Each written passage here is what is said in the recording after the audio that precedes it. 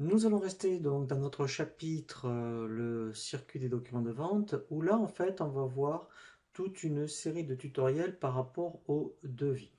On va voir donc dans un premier temps un tutoriel donc qui s'intitule les devis avec ouvrage. Donc c'est ici que en fait vous allez voir vraiment l'intérêt bien donc d'avoir mis en place des ouvrages. Donc ici je peux rester sur l'écran d'accueil pour créer un devis. Donc là toujours pareil, je vais chercher un client ou prospect. Et cette fois-ci, en fait, bien ici, je vais donc ici aller chercher, donc ici dans Ouvrage, mon ouvrage que j'ai intitulé donc Installation baignoire.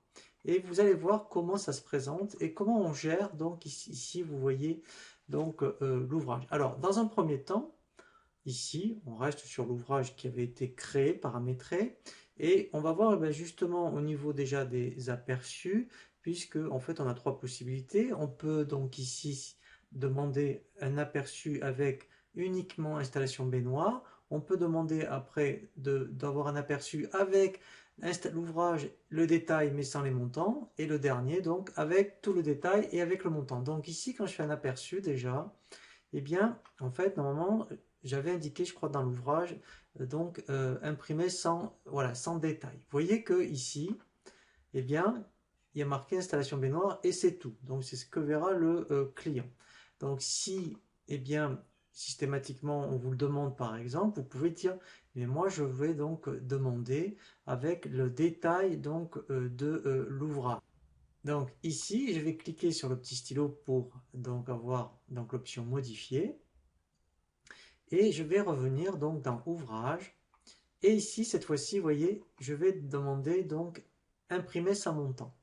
Donc là, j'enregistre, je ferme. Donc là, je vais revenir dans ici donc dans mon devis. Et comme j'ai fait une modification, je vais dans plus d'actions et je fais ici, vous voyez, recharger donc l'élément. Donc là, en fait, bien, donc là, en fait, même je n'ai même pas besoin de cocher. Donc là, je mets non. Je vais refaire un aperçu. Et ici, bien maintenant, vous voyez, j'ai donc le détail, mais sans montant. Et dernière possibilité, bien, c'est de revenir dans l'élément et de demander avec détail. Voilà, voilà. Donc ça c'est intéressant déjà au niveau de l'ouvrage. L'intérêt également, c'est donc d'adapter bien, cet ouvrage à la demande du client. Donc là, ici, par exemple, bien, je vais, donc vous voyez, il manque le robinet. Bien, ce que je vais faire, je vais insérer donc dans mon ouvrage l'élément robinet.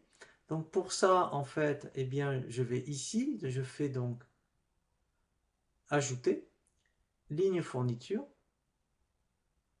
Vous voyez que c'est pour ça ici, vous voyez, on a l'arborescence, donc il va le prendre en compte dans l'ouvrage.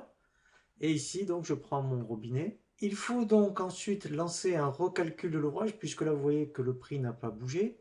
Donc ici, alors, je me mets sur la ligne de l'ouvrage, et ici, donc, dans plus d'actions, je fais recalculer le prix de l'ouvrage. Voilà. Vous voyez qu'ici, donc, il a changé. Et là, après, bien effectivement, quand je fais donc un aperçu, bien, je vais avoir donc le nouvel ouvrage avec donc bien la modification, donc mon robinet ici en plus, et ici donc j'ai ici donc le total.